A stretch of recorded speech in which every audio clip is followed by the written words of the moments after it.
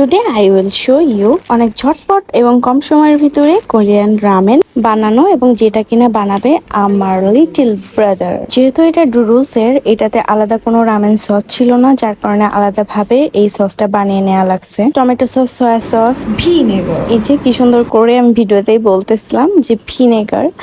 তো আর অ্যাড করছিল এখানে মরিচের গুঁড়া আর এই নুডলস এর যে মশলাটা ছিল সেটা। দেখেন পারফেক্ট শেফ, যে স্মেল নিয়েই অনেক কিছু বুঝে যায়।